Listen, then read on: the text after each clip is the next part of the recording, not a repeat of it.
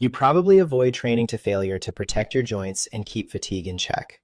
That logic works fine in a normal program, but if you only have time for one set per exercise, that last rep you leave in the tank might actually be costing you muscle.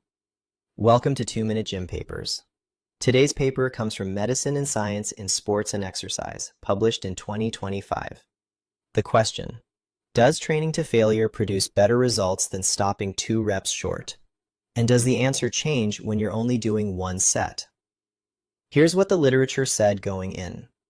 Multiple meta-analyses found no clear advantage for training to failure over stopping a rep or two early when volume is equated.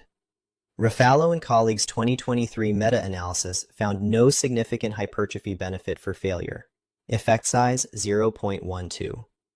But a 2024 dose-response meta-regression by Robinson and colleagues complicated that. Hypertrophy tended to improve continuously as sets were pushed closer to failure. Hermann, Schoenfeld, Wolf, Rafalo, Swinton, and colleagues tested this directly. 42 resistance-trained men and women were randomly assigned to one of 2 groups. Both trained twice per week for 8 weeks, performing a single set of 9 exercises covering all major muscle groups. The only difference? One group trained to volitional failure. The other stopped with exactly 2 repetitions in reserve. The researchers measured muscle hypertrophy, maximum strength, local muscular endurance, and countermovement jump height. The headline result? Both groups made meaningful gains. Single-set training twice a week works in trained individuals. But when comparing hypertrophy between groups, several measures consistently trended in favor of the failure group. The absolute differences were modest, but the direction was consistent. The authors describe this as a tendency rather than a definitive effect, the honest characterization for a 42-person trial. For maximum strength and local muscular endurance, there was no meaningful difference between failure and 2 RIR. That aligns with virtually every meta-analysis in this area. Proximity to failure does not appear to change strength outcomes.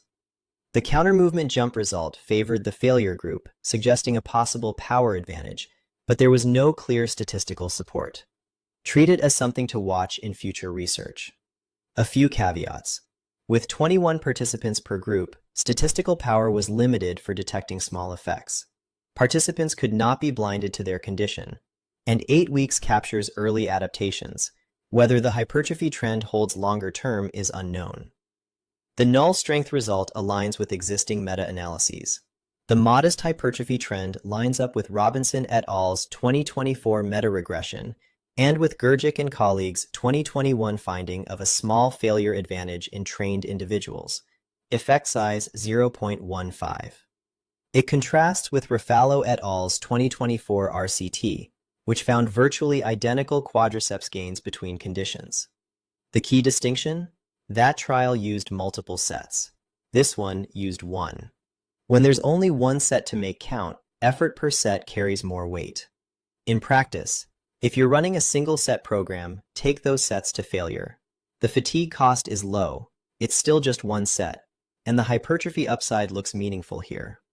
If you're running a normal multi-set program, stopping 1 to 2 reps short remains a reasonable default.